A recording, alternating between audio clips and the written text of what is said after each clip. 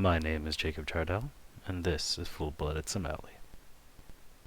One day in first grade, I told my teacher I was part English, partially because I didn't know that language didn't equal nationality, partially because it was easier to say to everyone else than to explain to them how I could be from a place that's not on the classroom map, than to explain to them that I only had flashbulb memories of the mythical island I claimed to be from, that I couldn't easily describe me to people with my skin tone who don't look like me. I'd have to ask my mom or grandma first, when they weren't laughing about the claiming I'm part English thing. One afternoon after moving to Oklahoma, I got off the phone with my grandma's brother and proudly announced to my mom that Uncle Chu said there's sage on at Mabuhay, and she and my former stepdad proceeded to laugh in my face because I didn't know that CH was ts, that U was more like a light that J was a z, that H was a suggestion to pronounce, that I was supposed to know these things that my family didn't teach me. And I would have let it pass if my mother didn't laugh while telling the story at least once a year to every Chamorro who visited for a fiesta or a cup of coffee and an accompanying plate of gossip with my grandparents. One morning after visiting California, I wore a t-shirt with Chamorro emblazoned on the sleeves and a tribal Chamorro man on the front. I didn't know if it was the size, the color, the design, or something about me, but it didn't fit. One evening in ballroom dance class, my friend said that I looked a lot more Asian with my new haircut, which I took to imply that I had looked a lot more white otherwise.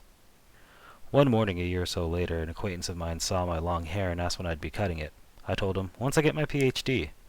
Partially because I didn't want to say that I was too lazy to go to a barber, partially because I finally felt like I looked a lot more like my uncles before their shaved-headed military service, or post-service life on the mainland, or 2 packs of beer and or Marlboro cigarettes a day, or daily dialysis and weeks of cancer treatment, or heart attacks, cirrhosis scares, strokes, and dementia spells. One afternoon after my uncle's funeral, my aunt commented on how my plate of food may not have been Chamorro, but I was eating it like I was one, and I still think of it whenever I'm making short ribs or karumpika or literally anything else. One night during my PhD linguistics class, I told my professor about infixation patterns in Chamorro English, and he was astonished enough at this fact to designate me the expert of my home language, or, more accurately, an expert at knowing how to text my mom while she was watching Walker Texas Ranger and messing with her phone, an expert at Googling and finding 3 results with 3 different answers, 3 different I think I remember that's, an expert at being the only Chamorro in a room but still not feeling Chamorro enough, though, if I'm being honest, I'm as an expert at that already. One day I want to feel Chamorro without having to cut or grow my hair, without having to Google if I'm saying something right, without having to second guess whether I'm eating the right food the right way.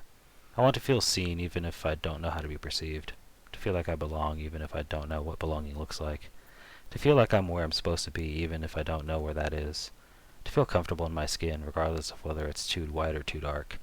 to feel like I'm not stuck in the middle. One day, I want to be home.